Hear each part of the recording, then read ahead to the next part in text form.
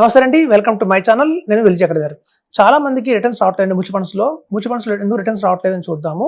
ఇప్పుడు చూడండి, చాలా మందికి లార్జ్ క్యాప్లో ఇన్వెస్ట్మెంట్ చేస్తున్నాము, మిడ్ క్యాప్లో చేస్తున్నాము, స్మాల్ క్యాప్లో చేస్తున్నాము, లాస్ట్ 10 ఏళ్ల నుంచి ఇన్వెస్ట్మెంట్ చేస్తున్నాము, కానీ పెద్దగా రిటర్న్స్ అయితే రావట్లేదు అనుకుంటారు. అందరూ డైవర్సిఫికేషన్ బాగా చేసాం కదా అనుకుంటారు.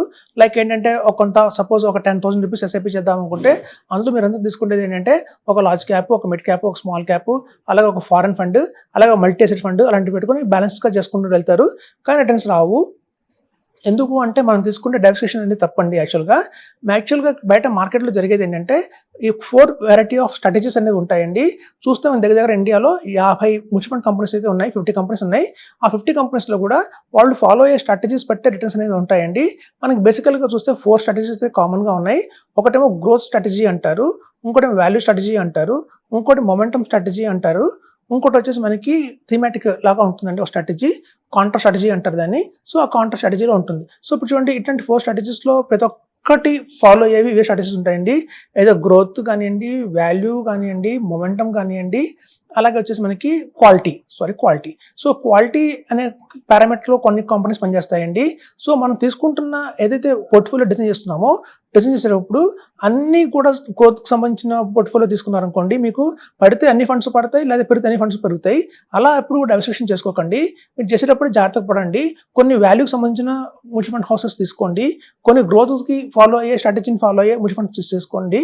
అలాగే కొన్ని ఏమో మనకి చూస్తే క్వాలిటీ ఏవైతే ఉంటాయో వాటిని బాగా ప్రాధాన్యత ఇస్తాయో అట్లాంటి మ్యూచువల్ ఫండ్ హౌసెస్ తీసుకోండి.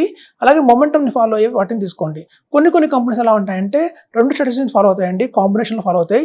క్వాలిటీ ప్లస్ మొమెంటమ్ అనొచ్చు, లేదా గ్రోత్ ప్లస్ మొమెంటమ్ అనొచ్చు.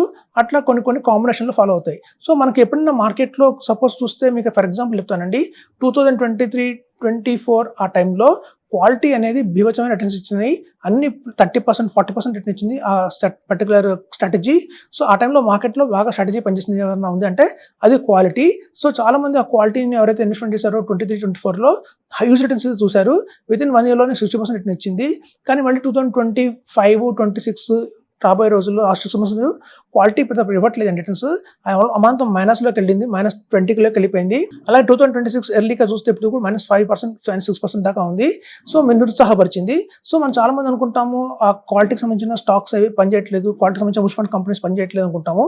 కానీ మళ్ళీ వీటికి ఎప్పుడైతే 2027-28లో మళ్ళీ బౌన్స్ బ్యాక్ అవుతాయండి, అప్పుడు అమాంతం రిటర్న్స్ అయితే బాగా పెరుగుతాయి. మనం తీసుకున్న పోర్ట్ఫోలియోలో large cap, mid cap, small cap అలా కాకుండా మనం తీసుకున్న పోర్ట్ఫోలియోలో కొన్ని మేరకు మ్యూచువల్ ఫండ్ హౌసెస్ మనం తీసుకోవాల్సింది క్వాలిటీకి సంబంధించినవి, అలాగే చూస్తే వాల్యూకి సంబంధించినవి, మొమెంటమ్ సంబంధించినవి, గ్రోత్ సంబంధించినవి. ఇట్లా మనం కనుక డైవర్సిఫికేషన్ చేసుకుంటే అన్ని మార్కెట్ సైకిల్స్లో మనకి తట్టుకుంటుందని మన పోర్ట్ఫోలియో.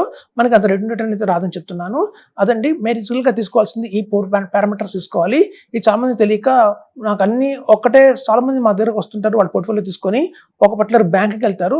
ప్రతి ఒక్క బ్యాంక్కి వాళ్ళకి సంబంధించిన ఒక మ్యూచువల్ ఫండ్ హౌసెస్ అయితే ఉందండి కంపల్సరీగా.